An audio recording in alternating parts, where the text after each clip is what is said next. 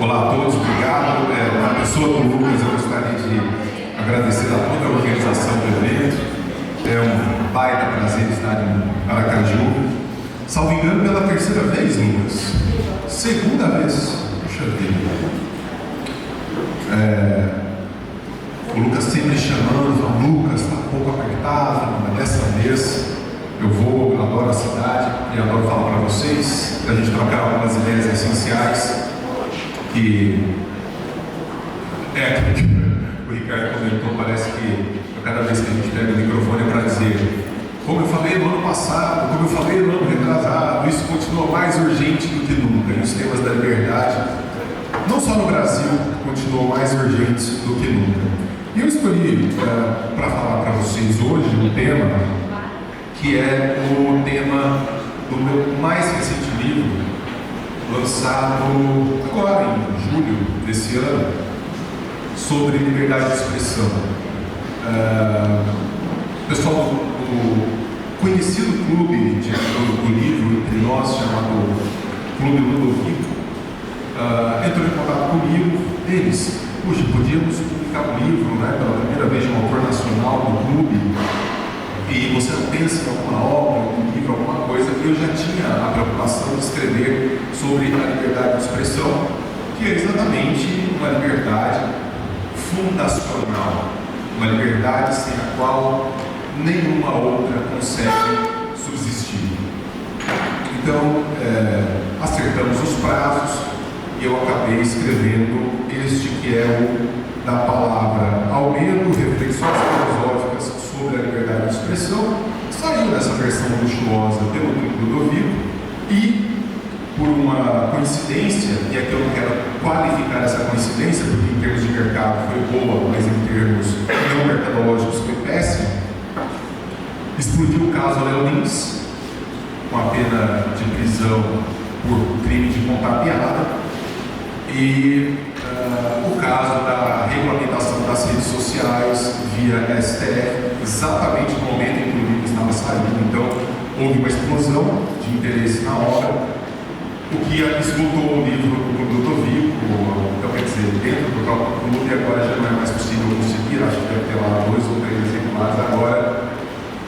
No mês que vem, no próximo, no máximo, o livro vai para as livrarias comuns, vai para o mercado aberto, não em versão luxuosa, a gente chama de versão brochura.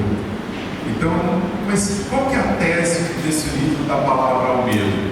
A princípio, eu faria basicamente um retrato histórico do debate sobre a liberdade de expressão, desde a antiga Grécia, ou da Grécia ainda não clássica, anterior à Grécia clássica, à Grécia homérica, e passaria os olhos sobre o problema da liberdade de expressão, elencando uma série de problemas e soluções até o período moderno. Mas o que acabou acontecendo de fato é que essa reflexão me levou a um outro tipo de pensamento, dessa vez não só historicamente situado, mas uma reflexão inclusive original a respeito da liberdade de expressão, que é a pergunta que eu me fiz: por que é que os grandes defensores da liberdade de expressão, da liberdade de dizer, especialmente no período moderno, e aqui eu vou nomear 2 especificamente, John Stuart Mill, nos seus ensaios do On Liberty, sobre a liberdade, um autor extraordinário. Eu gostaria de ter escrito aquele 2º capítulo sobre a liberdade, do John Stuart Mill, falando sobre a liberdade de expressão, e Karl Popper, que é o famoso autor que numa nota de uma famosa obra sua trata do paradoxo da tolerância. Nós devemos tolerar os intolerantes. É um grande problema a ser resolvido. Quer dizer, se nós temos que ser tolerantes com todas as formas de pensamento, mas e se esses pensamentos defenderem a intolerância? Até que ponto devemos aceitar essa presença intolerante no nosso meio? E uma coisa que me incomodou particularmente foi o fato de que esses grandes pensadores modernos da liberdade, eles têm um corte epistemológico que limita, em algum momento, a ideia de plena liberdade de expressão. Então, quando você pega esse segundo capítulo em especial de John Stuart Mill, a defesa é brutal a respeito da liberdade de expressão. É brutal. Ele não parece pensar naquele momento em qualquer forma de liberdade de expressão, sim, mas não existe no horizonte do John Stuart Mill no primeiro momento a ideia de mas. É liberdade de expressão do começo ao fim, sem qualquer forma de restrição, assim como a nota do Karl Popper sobre o paradoxo da tolerância na sua primeira metade, talvez até mais do que isso, vai exatamente nesse sentido. Você vai lendo e você diz ter a nítida impressão de estar diante de defensores da liberdade plena de dizer, sem qualquer forma de obstáculo ou restrição. Mas qual é a nossa surpresa quando você avança nas páginas do Mill ou nas linhas do Popper? Surge a ideia de uma certa restrição em função de um dano pragmático que a liberdade de expressão possa causar. Ou seja, liberdade de expressão sim, plena, etc, mas é preciso restringir a liberdade de expressão no momento em que ela rebate em alguma forma de dano concreto, pragmático na vida do sujeito. E isso para mim foi um grande problema, porque quando eles colocam essa ressalva posterior a uma defesa encomiástica da liberdade de expressão, eu, como estudioso do tema, sinceramente fico por entender. Quer dizer, é algum tipo de receio pessoal, algum tipo de medo tipicamente humano? Por que há esse tipo de parênteses na defesa da liberdade de expressão? E eu, curioso que sou, fui para uma tentativa de compreensão desse fenômeno desde muito antigo, como eu disse. E uma coisa que eu percebi buscando o modo como no processo civilizatório nós tratamos a liberdade de expressão é que desde que surge a possibilidade de pensarmos livremente a respeito de alguma coisa, o nome disso é filosofia, e tem data e local de nascimento, 6º século antes de Cristo, como Tales de Mileto, segundo o próprio Aristóteles, esse é um relato do próprio Aristóteles, que esse modo filosófico de pensar o mundo, de questionar livremente as coisas, tem a sua origem no 6º século antes de Cristo. Uma coisa que você percebe é que mesmo antes do 6º século, quando esse movimento de estabelecimento das liberdades individuais que começam a ser debatidas, os gregos tiveram grande preocupação com a ideia de podermos dizer livremente versus, então aqui já fica estabelecido, especialmente para os mais jovens, nós não estamos falando da liberdade de fazer qualquer coisa, nós estamos falando da liberdade de dizer qualquer coisa. Os gregos entenderam muito cedo, antes de qualquer outro povo que se tenha notícia, a necessidade de preservar a palavra enquanto instrumento por excelência de embate necessário ao processo civilizatório. Então, um dos fatores históricos fundamentais que impulsionaram o nascimento da filosofia foi o surgimento da polis, o surgimento da cidade-estado. E exatamente o surgimento da polis abre as portas para o surgimento da filosofia no momento em que, dentro da cidade, a palavra sagrada do poeta já não dá conta da complexidade da vida em sociedade. A palavra mítico-religiosa que educava o homem grego já não dava conta mais da complexidade da vida na cidade. Ou seja, aquilo que o Adriano estava falando ali há pouco, quando nós começamos a nos unir, quando nós estamos mais próximos, a gente começa a buscar soluções intramuros, para os nossos problemas. A gente se resolve. E os gregos entenderam muito rápido que a melhor forma de buscarmos as soluções para esses problemas é falando livremente a respeito de qualquer coisa, debatendo livremente sobre qualquer tema. E é impressionante, já no canto 1 da Ilíada, o poema mais antigo do mundo, do Ocidente pelo menos, no canto 1 da Ilíada, chega um determinado momento em que Aquiles está irado porque a sua escrava seria retirada dele e seria dada de presente a Agamemnon, ao rei dos reis gregos. E Aquiles, o tema da Ilíada é a ira de Aquiles. É a ira de Aquiles. Aquiles absolutamente ultrajado, irado, num embate com Agamemnon, que não era qualquer rei, era o rei dos reis gregos.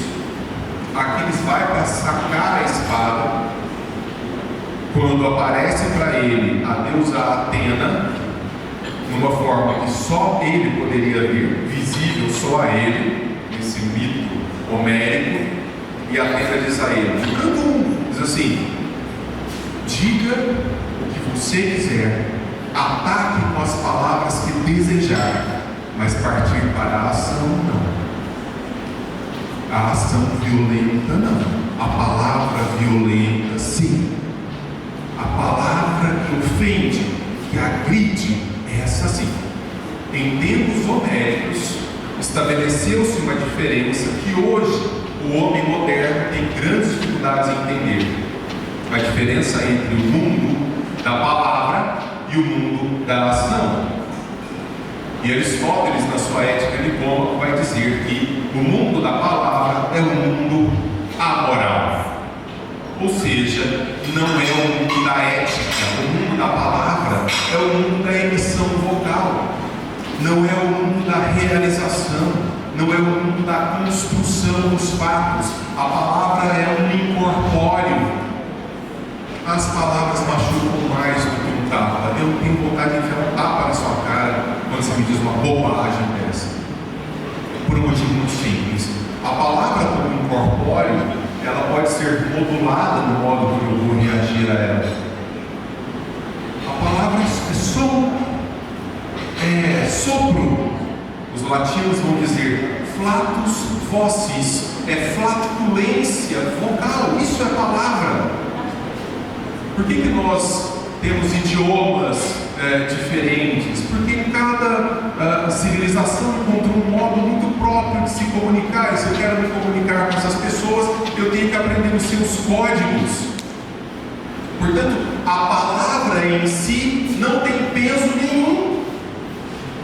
E eu não posso levar para o mundo ético aquilo que em si não tem peso nenhum.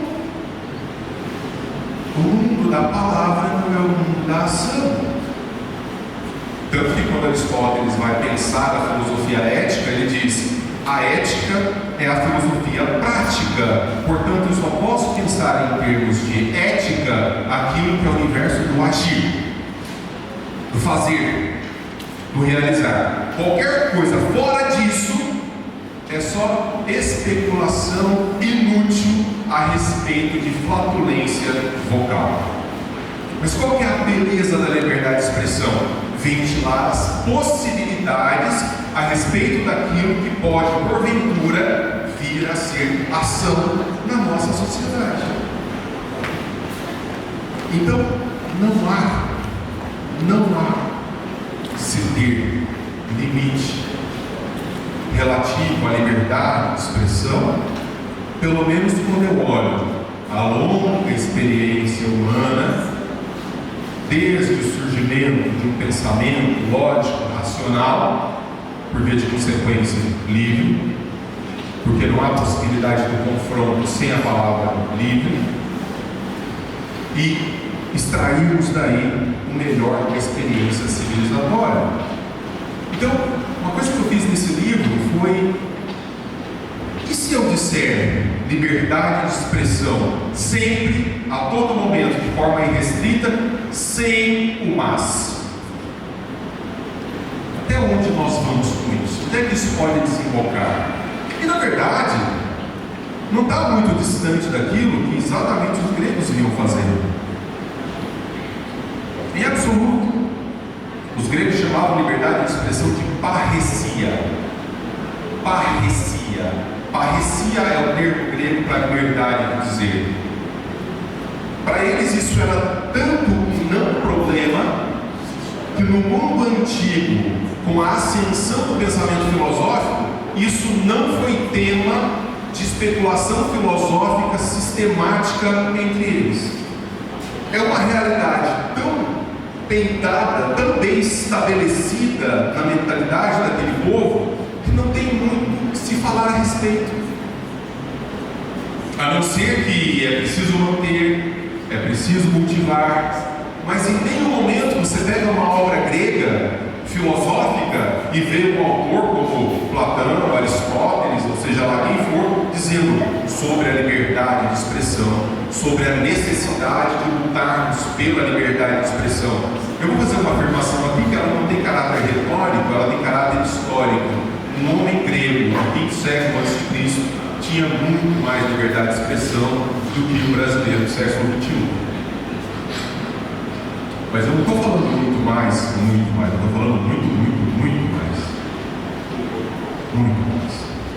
Você pega a comédia grega de Aristófanes, do quinto século a.C., era uma coisa ultrajante. Eu que tenho um senso de humor, vamos dizer, um tanto ácido, meio Léo Lins, de vez em quando dá uma vergonhinha quando eu estou lendo Aristófanes, o modo como ele lida com figuras de poder no seu tempo, que estavam ali, igual vocês estão aqui agora, na plateia. E o cara desenvolvendo uma comédia aqui na frente, falando: estão vendo ali o João? O João com aquele. E é xingamento. Xingamento. Palavras de baixíssimo. Não tem essa questão da respeitabilidade da instituição, porque a figura política, o líder. Não, você vai ouvir tudo que eu tenho a dizer. Ah, mas é verdade, é mentira, não interessa. Não interessa, isso não é o mundo da ética. Eu não estou te atacando fisicamente, não estou dizendo que você não possa, a seu tempo, se defender também no mundo das palavras, no mundo da discussão, mas o que mais me surpreendeu nesse primeiro momento na redação do livro foi como isso não era um problema. Isso não era um problema para eles, não era porque estava muito bem estabelecido, e é vergonhoso que nós estejamos no século XXI aqui falando da necessidade de lutarmos contra um estado de exceção, muito bem desenhado pelo Ricardo, um estado de exceção. Os gregos olhariam para nós hoje e diriam: mas o que vocês não entenderam? Nós fizemos a mesa, nós montamos a mesa. A imagem é do Sêneca, grande filósofo estoico. Nós fizemos a mesa, colocamos todos os alimentos e oferecemos um banquete a vocês, e vocês ignoraram completamente esse banquete, que poderia, ainda em Sêneca, acrescentar eras de conhecimento a essa vida curtíssima que vocês têm. E aí eu venho com minha frase emblemática de que todo sofrimento para idiota é pouco. O brasileiro merece sofrer. Me desculpem, ser muito honesto, nós somos um povo medíocre. Nós somos um povo que não leva o seu próprio processo formativo a sério. Não tem nada que dizer, não, porque o sol está lindo lá fora e vocês estão aqui. Não tem melhor lugar no mundo para se estar formando em algum momento o seu cérebro, todo poroso, tomado por mídias idiotas, por argumentos sem sentido. Isso é especialmente porque nós temos um gap histórico para resolver. Nosso Brasil é composto por 10% de cidadãos que dominam razoavelmente bem a própria língua. 10%. Eu sou professor universitário. Eu tenho uma média de 40% de alunos universitários analfabetos funcionais. O que a gente está pedindo é um milagre. É milagre, vocês querem um milagre. Não tem isso. Não tem a nossa classe política, os nossos líderes. Não. Somos nós o problema. Somos nós. É o desprezo que nós temos o modo como nós nos formamos, o que virou a nossa universidade, um centro de militância e de baixa cultura e de lacração do mais baixo nível. Quer dizer, e é claro que num ambiente assim, dizer qualquer coisa sem o mas é muito incômodo. É muito incômodo. Um dos grandes filósofos da antiguidade, Diógenes, o cínico, Diógenes o cão, aí o termo cínico vem do grego kion, que é cachorro. Então eles chamavam Diógenes de cínico, porque ele desprezava certas convenções sociais e questionava mesmo, falando, por que vocês fazem o que vocês fazem, como vocês fazem? Por que vocês se submetem aos valores e aos princípios que regem essa sociedade da forma como acontece? Até tem aquela imagem célebre, né, de ele andando de dia com a lanterna acesa, procurando um homem de verdade. E ele vai dizer, o mais alto valor de um homem é a parresia, é a liberdade de dizer, de ofender, de xingar, de atacar, sem qualquer limite, sem qualquer possibilidade de repreensão, a não ser já aquela natural que surge da própria sociedade. Denis, mas o que você está dizendo então é que nós, de acordo com esse processo histórico, civilizatório, você está dizendo é que então nós deveríamos poder falar sem limite, falar tudo, sermos preconceituosos, racistas, misóginos, etc, etc. Sim, é isso que eu estou falando. De que outra forma nós poderíamos fazer as melhores escolhas para a nossa sociedade?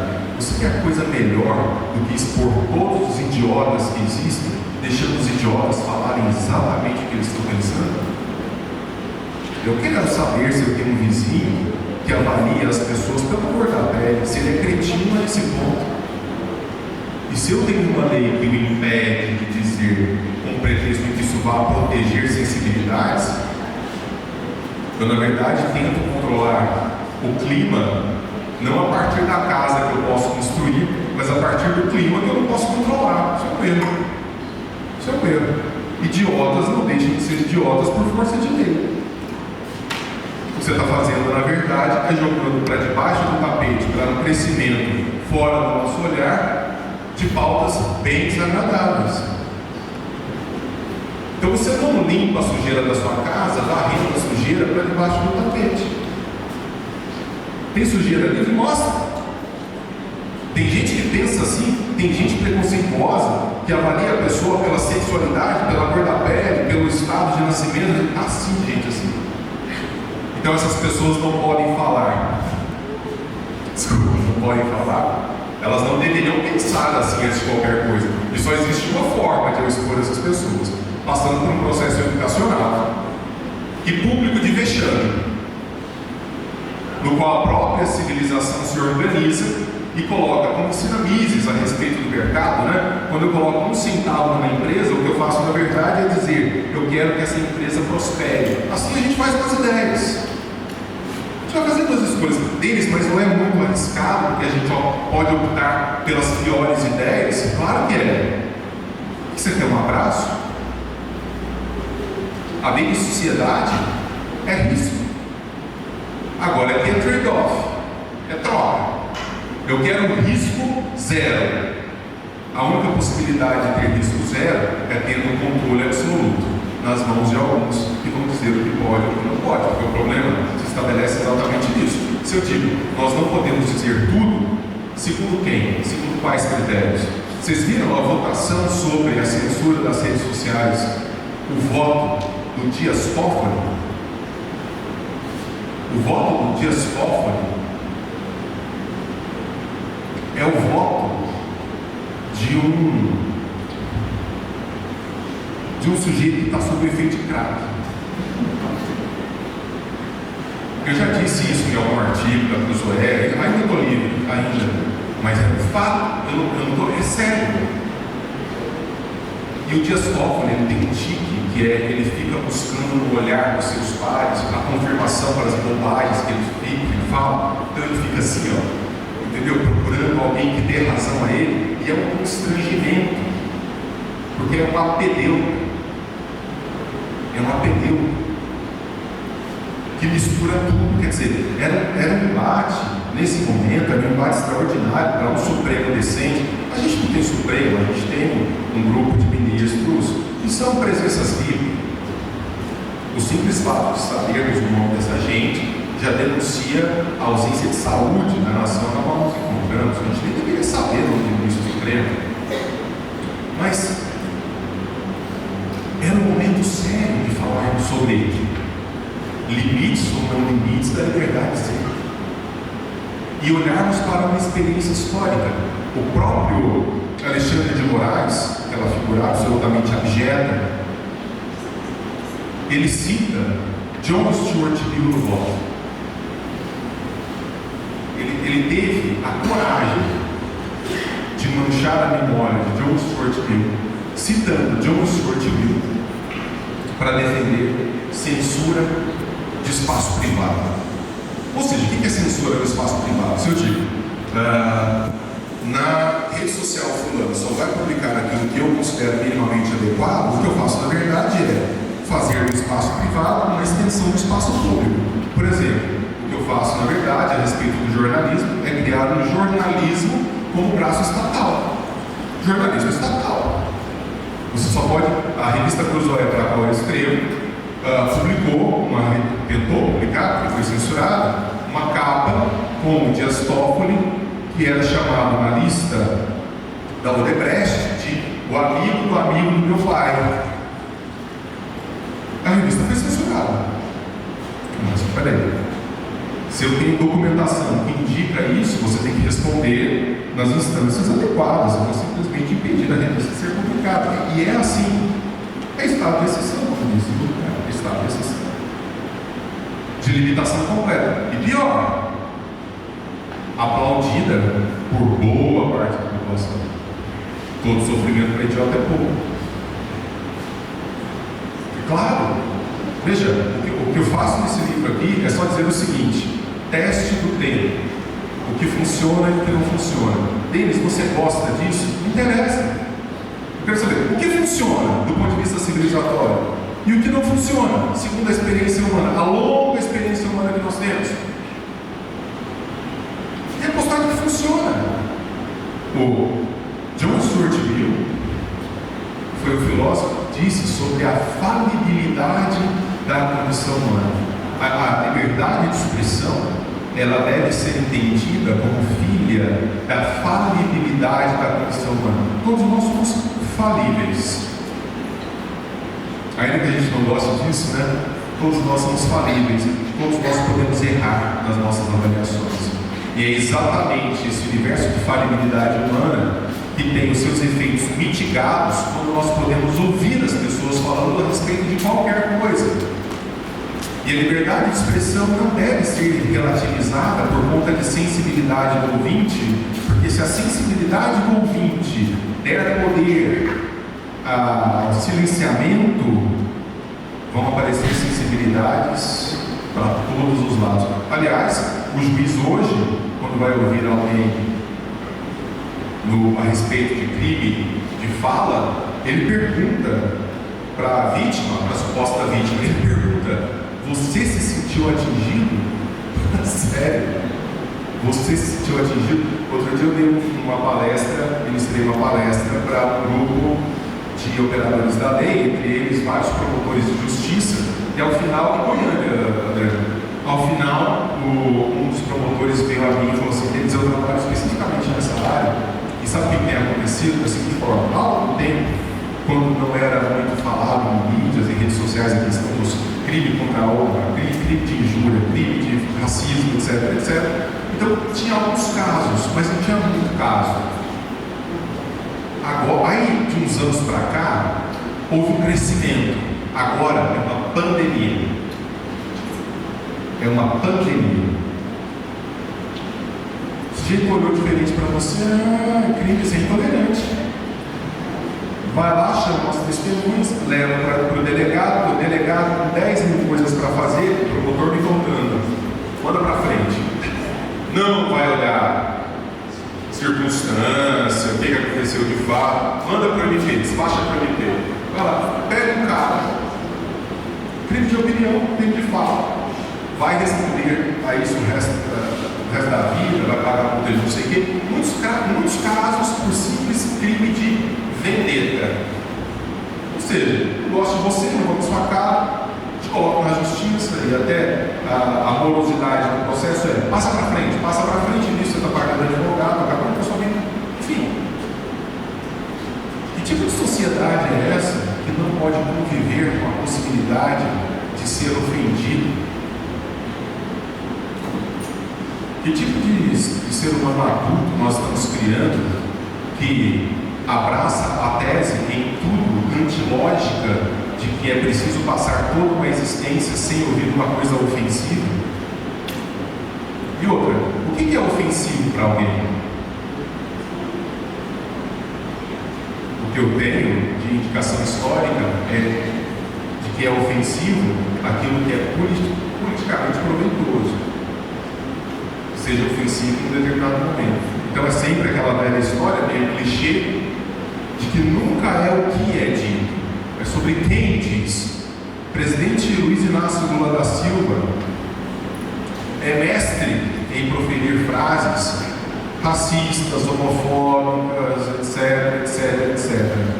O dele nunca é crime, é só um deslize, um lapso. É um lapso de um homem idoso, que no calor da fala, mas se você tem um comediante contando uma piada no espaço privado, fazendo uso do eu poético, ele toma 8 anos de cadeia.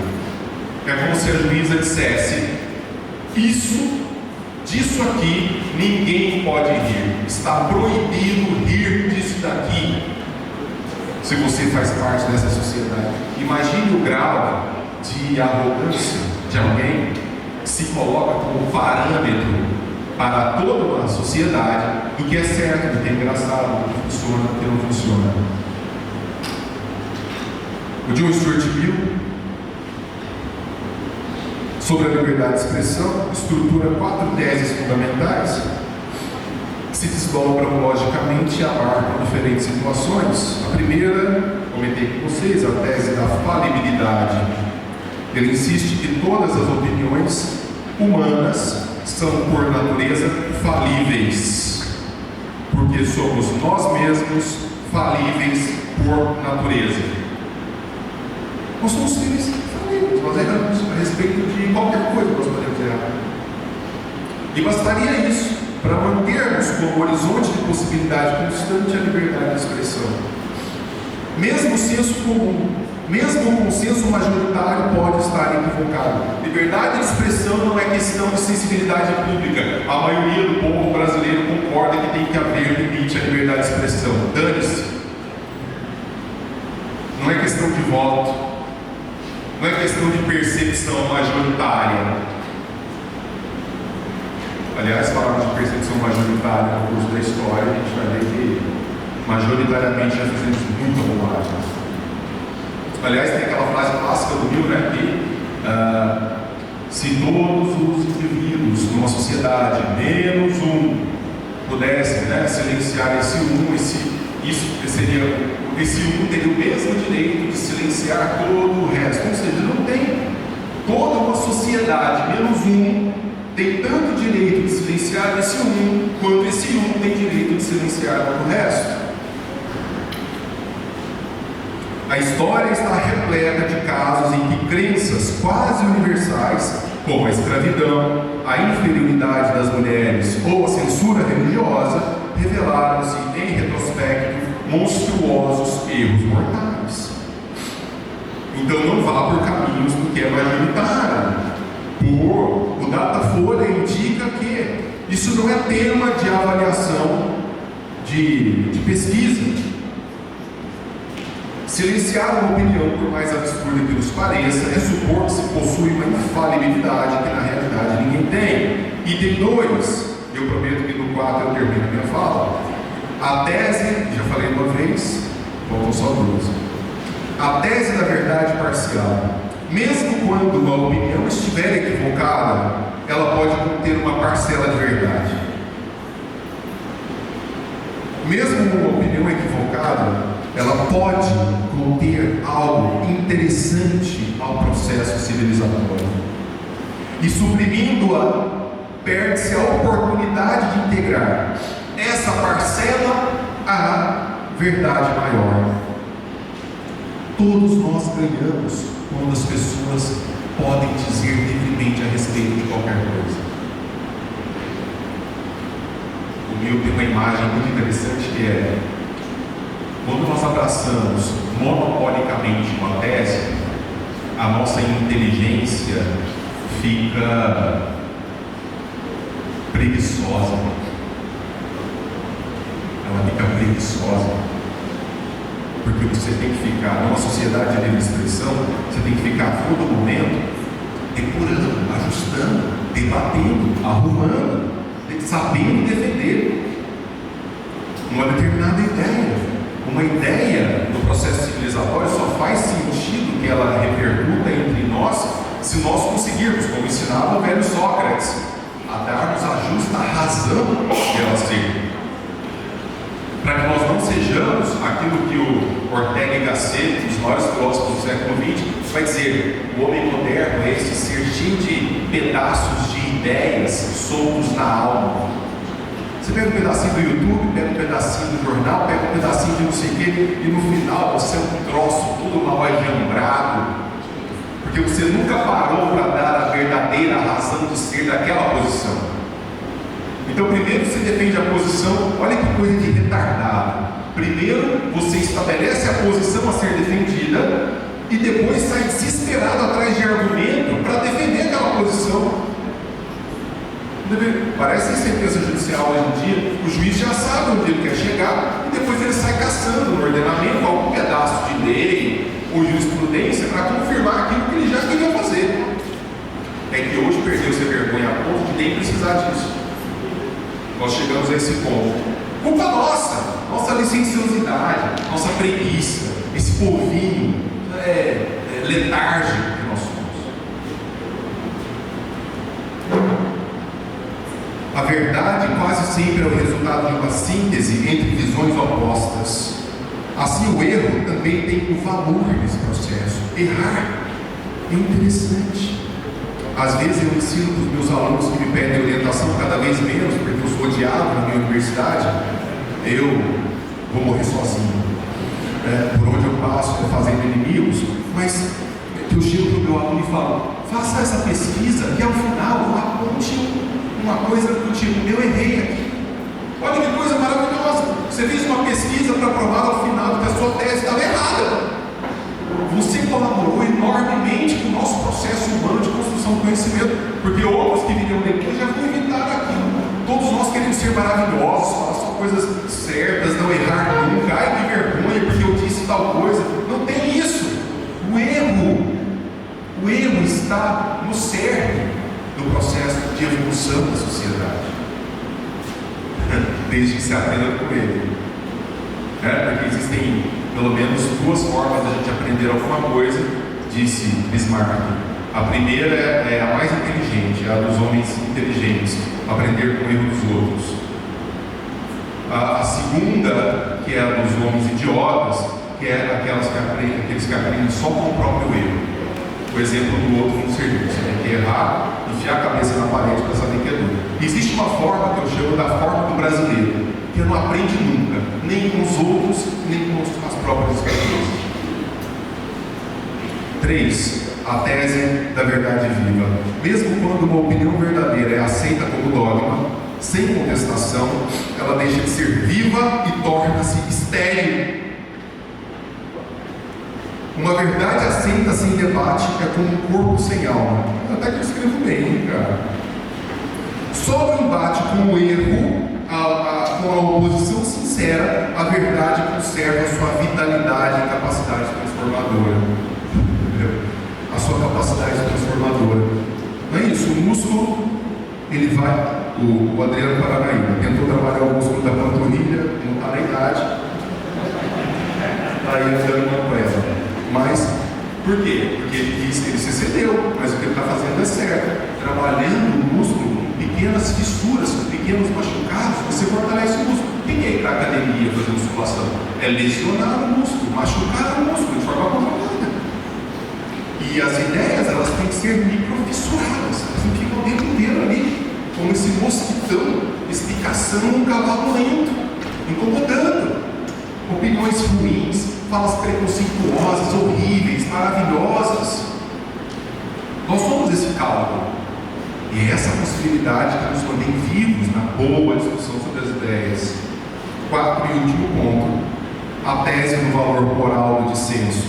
A divergência, longe de ser um problema, é um valor civilizatório. Eu sou professor da Universidade Federal, eu respondo diariamente a processos. Por tudo que eu falo, o que eu publico, o que eu não publico, o jeito que eu respiro, tudo é motivo de um empate, é motivo de um conselho de ética, de uma comissão de não sei o quê. E como burocratas são inúteis, eles têm que se ocupar de alguma maneira. Eles se ocupam com o quê? Indo atrás de quem trabalha. Sempre. E aquele ambiente que deveria ser o ambiente do empate das ideias é o ambiente do monopólio de uma ideia. Imagine vocês viver numa universidade que não aceita dissenso. Queima essa universidade, não serve para nada. É verdade, não serve para nada. Montou uma igreja. Se você não quer dissenso, abra uma igreja. É melhor nem pagar imposto. Quer trabalhar com dogma? Não é a universidade que deveria ser assim. O Adriano participou, o Ricardo também, eu acho. Você foi programa do Ricardo aquela vez? Daquele evento que nós fizemos sobre liberdade. O Fernanda foi. Aquele evento que nós fizemos em Uberlândia foi um evento científico sobre a liberdade. Na segunda-feira seguinte, tinha uma mensagem na caixa de e-mail da administração superior da minha universidade, porque um colega das ciências humanas tinha pedido para barrar a realização do evento, porque um evento sobre a liberdade daquela maneira não se pode realizar dentro da Universidade Federal. Lá eu guardo até hoje, vou colocar até no meu currículo Lattes. O dissidente é um agente moral, não um inimigo da ordem, mas um sinal da sua vitalidade. Então, se você quer trabalhar a liberdade de expressão, trabalhe uma civilização que tem autoestima, integridade. Ou você acha que vai impedir o seu filho de ouvir coisas ofensivas na rua? Vai. Isso não vai acabar nunca. Vai acabar nunca. Trabalhe a sensibilidade dele, trabalhe o modo como ele reage a isso. Dê dignidade a ele no processo formativo para saber que há idiotas no mundo. E não são poucos. Então é trade-off. É trade-off. Por fim, a minha defesa de tese no livro é, portanto, liberdade de expressão sem massa. Existe só uma conjectura pontual que deve ser observada, mas eu não vou ter tempo para falar dela aqui, que é, a não ser em espaços privados. Então é o seguinte, eu juro que eu finalizo. Espaço privado é um espaço no qual o proprietário determina o que é ou não aceito, especialmente no que diz respeito à liberdade de expressão. Então, se eu convido qualquer um de vocês a ir à minha casa, eu sei que vocês vão, alguém começa a me ofender, ou ofender a minha esposa, ou mais grave ainda, qualquer um dos meus cães ou gatos, você vai ser posto para fora a pontapé. Mas você não é o homem da liberdade de expressão? Sim, mas isso aqui é a minha casa. Se eu quiser que só entre gente aqui que fala alemão, você não tem nada a ver com isso. Se na minha rede social eu permito gente cometendo as maiores atrocidades linguísticas do cosmos, é a minha rede. Sai! Eu não tomo X, que eu acho aquilo um submundo no esgoto. Você fala bom dia, o cara xinga, por quê? Porque eu não quero estar lá, porque eu não dou o meu voto de prosperidade para aquele tipo de rede. Estou em outras. De vez em quando você é censurado nas outras, não existe censura em espaço privado. Existe o que o dono determina. Na hora que você entra na rede social, você fala lá, I accept. você não lê aquilo lá. Ele falou que eu aceito, você submeteu as regras do dono daquele bar. Aqui não servimos cerveja, mas eu gosto de cerveja, vai para o outro bar. Abre o seu. Agora, espaço público, meu amigo. Espaço público não tem jeito. Quer me xingar? Na minha rede social você não vai me xingar porque eu vou te bloquear. Mas aqui no passeio, à vontade. Que eu vou te xingar de volta de tudo quanto é coisa assim, essa é a beleza. E essa é a beleza da dinâmica, da boa parresia, da boa liberdade de expressão. Não é uma questão de opinião, não é uma questão do que eu acho, do que eu não acho. Meu ponto é, para mim, Popper, eles erram quando tentam colocar alguma cláusula de restrição à liberdade de expressão, porque não tem que ter cláusula de restrição, porque não é possível prever uma absoluta objetividade que seria necessário, aquilo que realmente causa dano, aquilo que realmente não causa dano, do ponto de vista material, ainda que o direito tente prever isso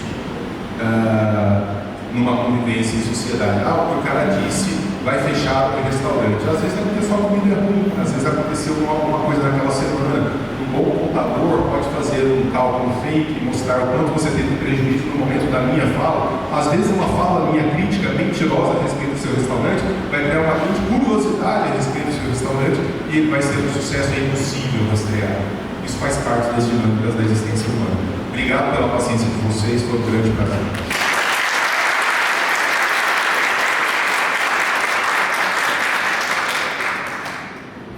Pessoal, quem tiver alguma pergunta, levanta a mão.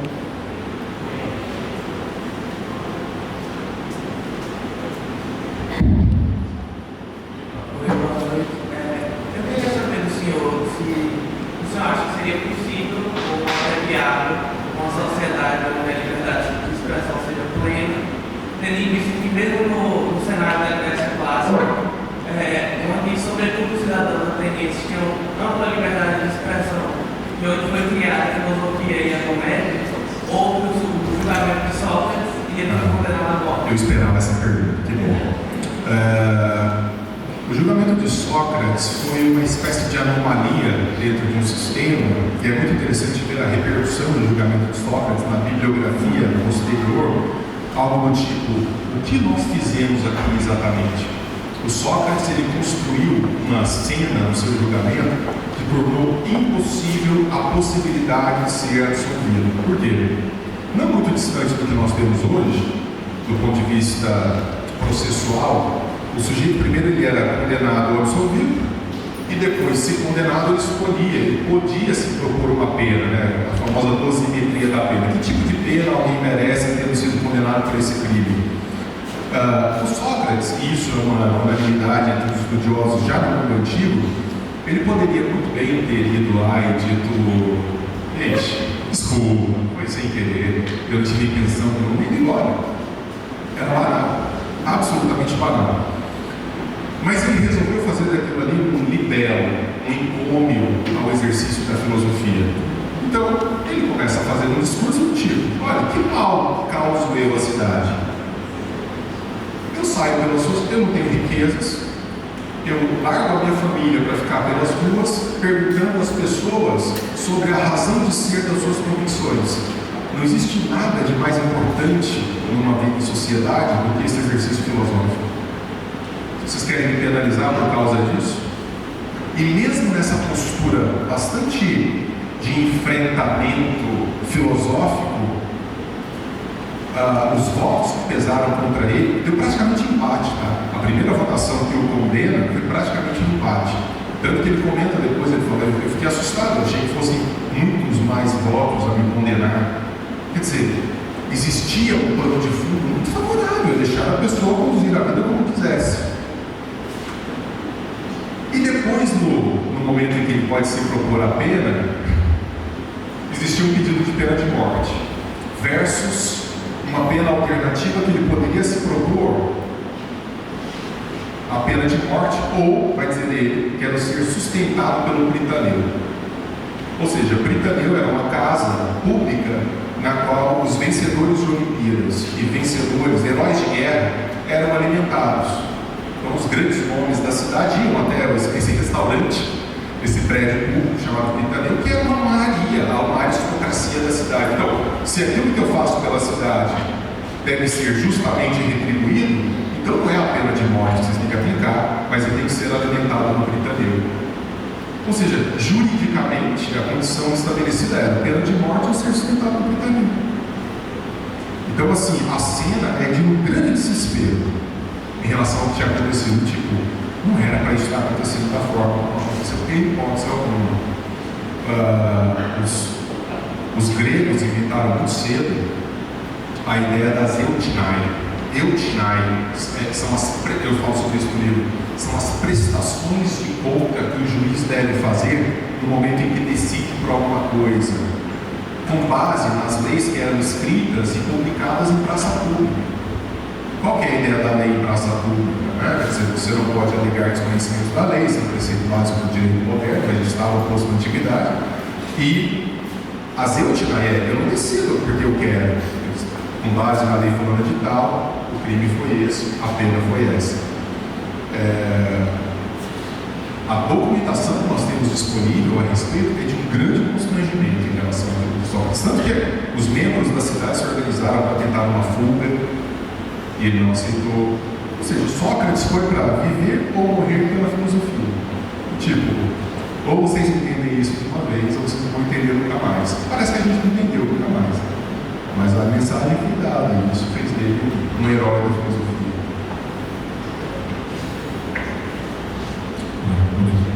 Olá, professor.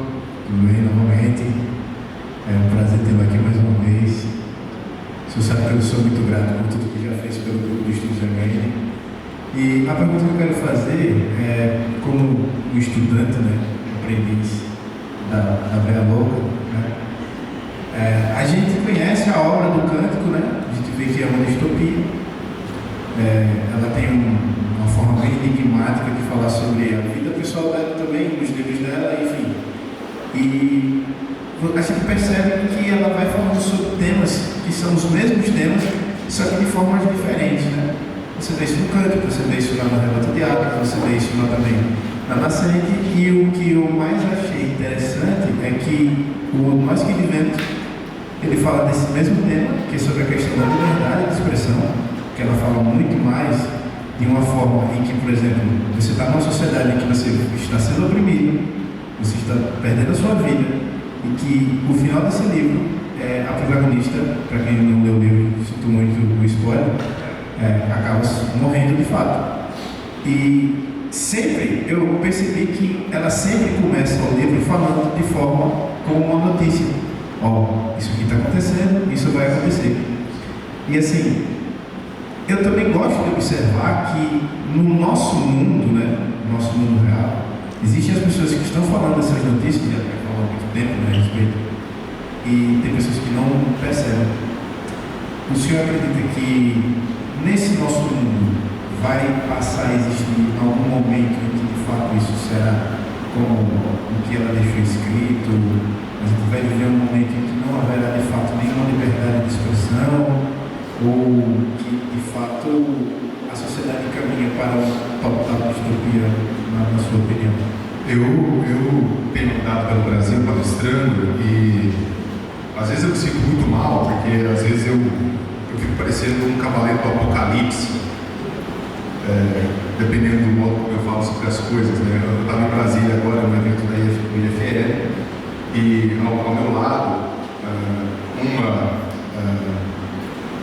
uma mediadora e uma extraordinária professora falando mensagens belíssimas sobre o quanto nós somos fantásticos, o ser humano é um ser realmente extraordinário, e eu me sentindo muito mal com aquilo, porque eu acho que nós somos seres absolutamente primitivos.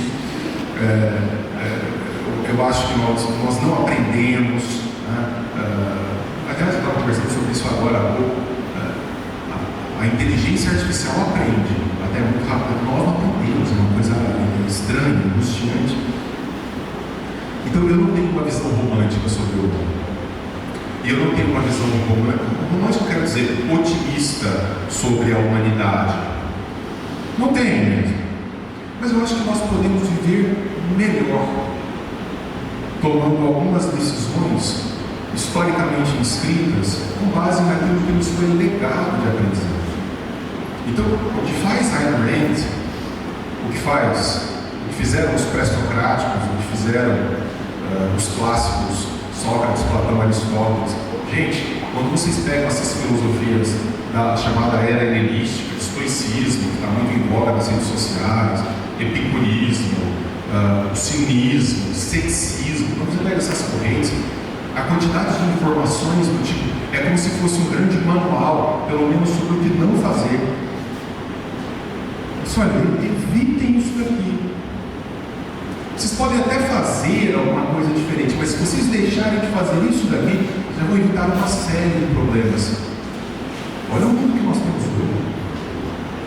Materialmente nós avançamos muito, em termos tecnológicos nós avançamos muito, mas nós somos seres absolutamente dopados de remédios para conseguirmos respirar desse mundo meio maluco, todo mundo muito ansioso, todo mundo muito agitado.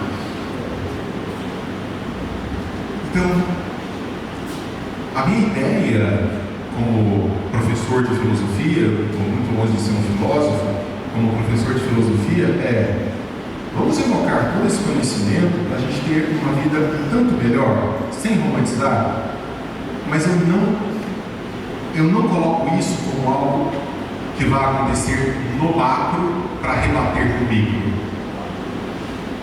Inclusive, por ser um estudioso de pensamentos muito antigos, Aristóteles começou com essa, tá? Aristóteles começa assim: é mais importante a saúde da cidade do que do indivíduo, porque o indivíduo só se encontra na cidade. Portanto, até em termos quantitativos, a cidade estar bem é mais importante do que o indivíduo. Para pouco depois ele falar: não funciona. Ei, Aristóteles, não funciona. Eu vou ter que pensar no indivíduo, porque só esse microcosmo funcionando bem, uma cidade pode se tornar ambiente propício para os melhores. Então, essa ideia da coletividade, vamos fazer tudo. Então, cara, se salve. Tome a si mesmo como um bom projeto no seu intelecto. Você tem uma natureza que, de todos os problemas, é uma natureza bem interessante. Frequentar os grandes, frequentar os clássicos, não admitir a mediocridade como padrão, nas coisas menores, na música que a gente ouve, no cinema que a gente frequenta, nos livros que vamos ler, é se olhar como um projeto mais ou menos sério. E aí, se você faz isso bate na sua família, isso bate eventualmente na cidade, melhorando o clima geral. Mas você vai dizer, não, porque enquanto sociedade nós vamos caminhar para um mundo melhor. Eu não acho que vamos. Eu acho que nós podemos minimamente melhorar esse ambiente. Mas veja o que está acontecendo no mundo, veja as crises da democracia. Será que a gente não vai ter que pensar a alternativa da democracia? Isso é uma coisa que a gente tem que pensar. A democracia ela parte de um mito, que é o mito do agregado, de que milhões de pessoas absolutamente idiotas vão sair com uma solução genial para a condução da cidade. Pessoas que não conseguem nem se limpar direito. Você mora num país no qual, ano passado, retrasado, 90% das pessoas não compraram um livro. Essa gente vota. Então é como se você colocasse todo mundo aqui dentro da cabine do avião e ficasse lá conversando com o piloto. Sai daí.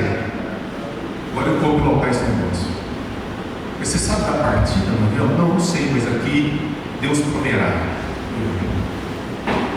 É isso, é a história da democracia. Veja que ela não está em crise só no Brasil. Veja Trump. Trump odeia liberdade de expressão. Odeia liberdade de expressão. Ataca a liberdade de expressão a ponto de abrir rede social de aluno que está fazendo demanda para os Estados Unidos. Trump conseguiu a façanha de ameaçar com perda de cidadania uma cidadã americana que faz crítica, uma comediante americana que faz críticas ao governo dele. É o amante da liberdade de expressão. Tem um livro chamado O Mito da Democracia, do Kaplan. Como é que chama o livro do Kaplan, gente? O mito do eleitor racional. O mito do eleitor racional. No mito do eleitor racional, porque a ideia do eleitor racional é um mito, ele começa abrindo assim, uma das coisas mais estúpidas que o governante pode fazer. E ele usa como exemplo da estupidez de um governante inspirado por demandas públicas. Ele abre falando de guerra tarifária. Ele abre falando de guerra tarifária. Ele fala assim, é um negócio que nunca funcionou, não funciona e não vai funcionar. E até hoje os caras têm. Como se em algum momento a natureza humana fosse passar a ser uma outra natureza, e agora vai dar certo.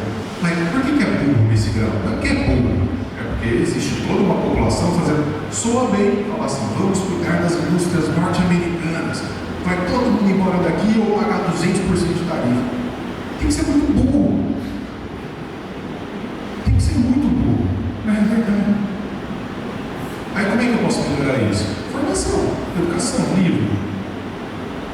Um povo que mal fala português. Então, assim, se você começar a apostar no livro, pega um livrinho e vai ler. Tenta não ser idiota. Tenta ter vergonha de ser muito burro. Aí as coisas começam a melhorar. Os padrões de excelência começam a subir. E isso vai contaminando positivamente toda uma comunidade. Do contrário, a gente vai ficar fazendo esse congresso aqui até todo mundo morrer. Não vai adiantar absolutamente nada. É verdade. A gente vai se encontrar, vai comer bem. Vocês são anfitriões maravilhosos, é bom a gente se ver os amigos. A gente vai ficar com esse cara de bunda. Lá em Brasil. Vamos comigo. Faz clube de leitura. Para de fazer coquetel. Faz clube de leitura. Vai nessa merda. Lê livro mais difícil, aprender um pouco mais. Vai aprender uma língua estrangeira na bibliografia. Os caras estão pensando lá fora. É sério. Tem que ter um pouquinho de dignidade. E aí isso vai melhorando. Entende? Então assim, não tem milagre, não tem nada. São 2.500 anos de razão filosófica que os caras tiveram de presente. Se você não delirar num esse de gente delirante, as pessoas vão enlouquecendo. O movimento liberal brasileiro acabou antes de nascer. Minha opinião, tá? Ele vai ter que ser repensado. Foi cooptado por elementos políticos mais banais. Conservador defendendo revolução armada. O que é isso? Onde você leu isso, meu filho? É craque? É louco? É drogado? Vê a nossa classe política, vê o que os caras estão fazendo. Aquilo lá, como disse o Thomas Sowell, é o exato retrato de quem nós somos. Nossos políticos não podem ser melhores, nós não somos melhores. Enquanto povo, nós não somos nem um pouco melhores do que eles. Ai, que amigo falar isso, né? Deixei de pagar 2 anos de terapia aqui hoje. Não vou sofrer sozinho. Você está triste? Então pronto. Mais alguma pergunta, se alguém tiver? Por gentileza. Eu nem sei se eu tenho tempo, tá, Lucas? Alguma coisa também?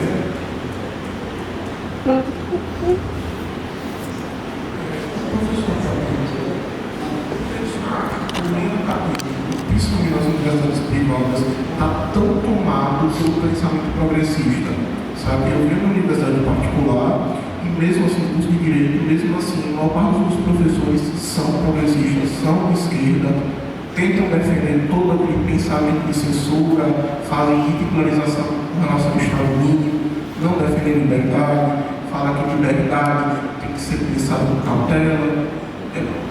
Dentro dessa universidade, como é que o senhor vê isso?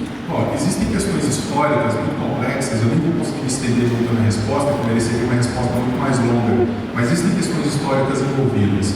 Na própria ideia de fundação da universidade moderna, especialmente no Brasil, a gente tem uma tradição universitária fundada ali nos anos 60 pela USP, a presença maciça de professores europeus, uma vertente ideológica política muito bem marcada, muito alinhada com os princípios dos anos 60, né? Do establishment intelectual, essa ideia dos pensadores, especialmente nas humanidades, socialistas, comunistas, que começaram grandes departamentos na Universidade de São Paulo e depois foram criando as suas sucursais pelas universidades públicas, que por sua vez vão cultivar a massa que vai virar professora universitária nas instituições privadas, que vai reproduzir um certo modo de pensar.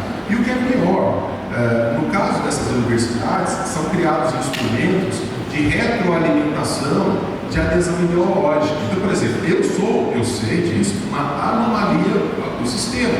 Adriano Paranaíba é uma anomalia do sistema. Quer dizer, passa batido em um certo momento, faz um curso, ingressa, na hora que a gente começa a falar publicamente sobre as coisas, os caras começam a pensar desse jeito, e aí começa todo um trabalho de castração, perseguição, etc. Ou pelo menos a gente deixar ali fazendo alguma coisa meio quieta e ninguém vai mexer com você. Mas o Thomas Sowell, que eu acabei de citar, ele fala que a universidade, especialmente a universidade pública, é o único lugar no mundo onde você pode defender ideias que absolutamente não funcionam e ser mais bem pago e premiado por isso. Então não existe nenhum tipo de repercussão com resultados ruins, com ideias ruins, porque o seu salário vai cair ali no começo do mês religiosamente. Isso não deveria ser assim, quer dizer, no mundo normal, você deveria responder pelas ideias que você defende, pelo modo que você defende. Está tomado porque a universidade privada é filha do processo formativo da universidade pública. Então eu às vezes recebo o convite de reitor de universidade privada, mas deles eu não estou conseguindo controlar minimamente as manifestações dos meus professores dentro da minha instituição. O dono falando, você podia vir fazer uma palestra aqui e tal, puxa de canhão. Vou lá fazer uma palestra na sua instituição, todo mundo de cara virada para mim, a gente levanta, vai embora, xinga. Porque o sujeito ele acredita piamente que qualquer visão diferente daquela que ele foi apresentado é o mal encarnado. Não é uma visão diferente que deva ser debatida, é o mal. E a partir daí você tem uma empreitada, uma cruzada religiosa. É uma cruzada religiosa contra o pensamento diverso, contra a possibilidade do debate. A inteligência dessas pessoas não quer ser desafiada. Tanto que eles não aceitam. Lembra do projeto Futura? Futura, do ex-ministro do Bolsonaro? O Weintraub? Era Futura aquele projeto? Acho que era Futura, que ele queria trazer mais dinheiro privado para a universidade, não sei o que. Eu era o único professor da Universidade Federal que tinha argumentos para defender aquele projeto, não na forma como ele foi apresentado, dentro da universidade. Chamaram para um grande debate na universidade sobre o projeto. Pergunta se chegou alguma coisa para mim. Era um concordando com o outro, aplaudindo o outro e dando tapa no ombro do outro o tempo inteiro. Então, isso também para nos citar aqui, eu prometo terminar, General Golbery, de péssima memória, que durante o golpe militar fez da universidade a teoria da panela de pressão, não é isso? Joga esses caras de esquerda, da então esquerda, para dentro da universidade, deixa eles fazerem o que eles quiserem, e aqui na sociedade a gente comanda o resto. Grosseiramente resumindo, então a universidade vai ser montada como um espaço de cultivo de um tipo de mentalidade.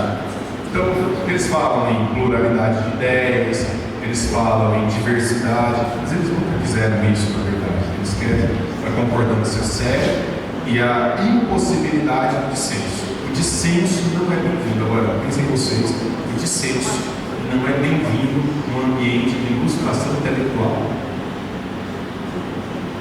O dissenso não é bem-vindo no ambiente de ilustração intelectual. Isso conta a história da Universidade Brasileira. Isso conta a história da Universidade Brasileira, em larga medida, com os resultados que tem. Nós somos uma fábrica de papel, não serve para nada. A Universidade Brasileira, minha universidade, há coisa de 20 anos, quando eu frequentava como aluno, 20, quase 30 anos, tudo isso, 20 e poucos anos, eu entrava, lotado, vida. A nossa direita era o Fernando Henrique Cardoso, que queria privatizar alguma coisinha para fazer caixa. Acabou. Eu lembro na universidade, no dia de semana, para uma aula às 7 horas da noite, eu pago na porta da minha sala de aulas mesmo. Esvaziou, as pessoas não acreditam mais na universidade. Com toda razão. Com toda razão. Nós construímos isso. os espaços fora dali é que vão nos salvar até que a universidade possa ser repensada. Apresenta um projeto sobre Ayn Rand, sobre Hayek, apresenta um projeto sobre liberdade de Sócrates, citando isso. Você nunca vai ter o seu projeto aprovado, nunca. Você não entra no mestrado, você não entra no doutorado, não é assim, apoio, não entra. Não entra. É fechado. Eles querem levar, eles querem levar, eles consideram um ultraje ter o professor que fala as coisas que eu falo dentro do Instituto